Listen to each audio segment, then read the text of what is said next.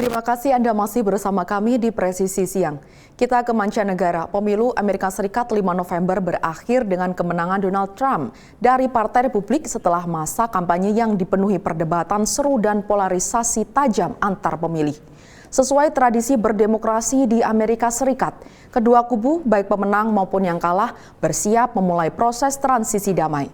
Berikut laporan Virginia Gunawan dan Randy Wicaksana dari VOA. Dari Howard University di Washington DC, Wakil Presiden sekaligus Capres dari Partai Demokrat Kamala Harris menyampaikan pidato konsesinya. Sekitar pukul 4 sore, waktu setempat, Harris berterima kasih kepada para pendukungnya dan juga mengucapkan selamat kepada Presiden terpilih Amerika Serikat Donald Trump. A fundamental principle of American democracy is that when we lose an election, we accept the results. That principle, as much as any other, distinguishes democracy from monarchy or tyranny. And anyone who seeks the public trust must honor it.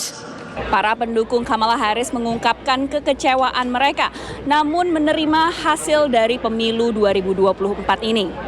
For a Democratic Party, that we're going to be okay and that we stick together and, ensure that democratic process is being held up.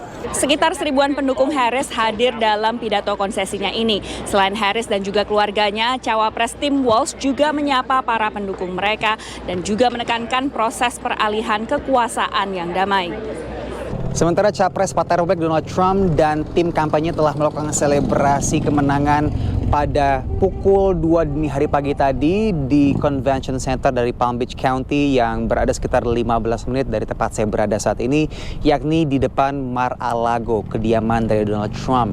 Selama kurang lebih 30 menit, Donald Trump menyampaikan pidato kemenangannya di hadapan para pendukungnya di acara nonton bareng, diselingi juga dengan berbagai pidato dari, termasuk diantaranya adalah pasangan calon wakil presidennya J.D. Vance.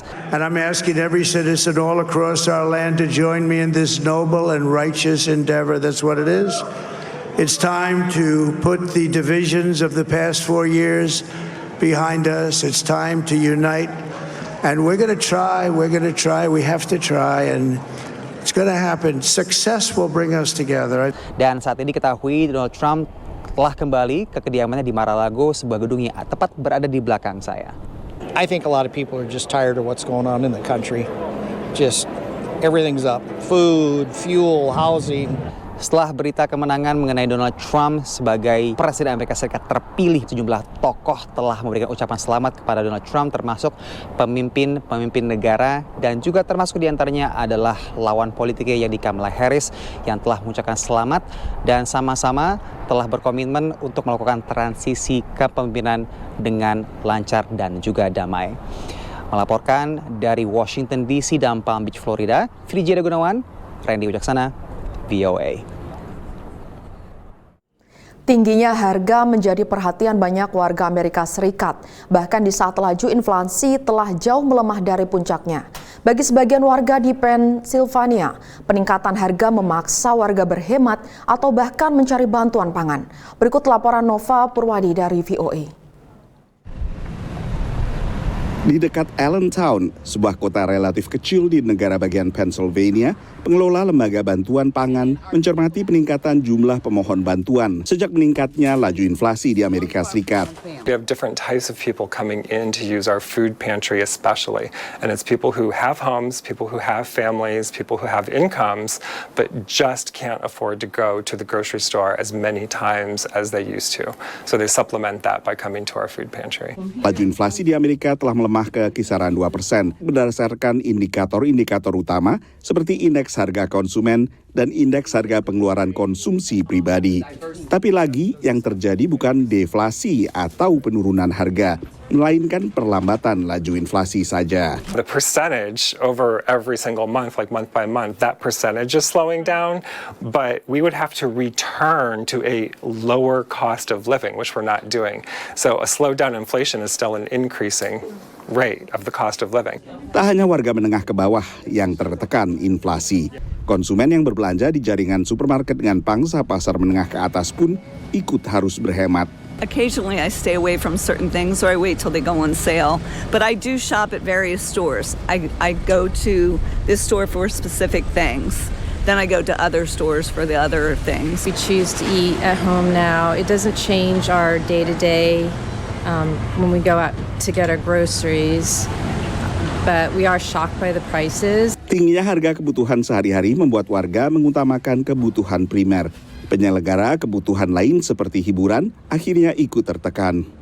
You know, inflation is always going to be with us. It's just what is the rate of inflation. If it's below 2%, that tends to be manageable, and that's what the rate of inflation was before we hit these highs. So you're always going to be, what you are doing today is always going to cost more a year from now if you do the same thing. So inflation is always going to be with us, but I look forward to a return to a bit more normalcy where inflation means that, okay, some expenses will increase but modestly next year. Others may stay flat for a few years. Rumah konser di Allentown akhirnya menawarkan beberapa diskon dan paket hemat. Meski direktur eksekutifnya menyadari, konsumen masih saja akan mengutamakan kebutuhan primer. Inflasi di Amerika Serikat sempat memuncak melampaui 9% pada 2022, membuat Bank Sentral AS menaikkan suku bunga acuan sebanyak 11 kali. Dan baru pada September kemarin mulai menurunkan suku bunga acuan karena yakin bahwa inflasi telah terkendali. Dari Washington DC, saya Nova Purwadi dan tim VOA. Pemirsa Presisi yang akan segera kembali, tetaplah bersama kami.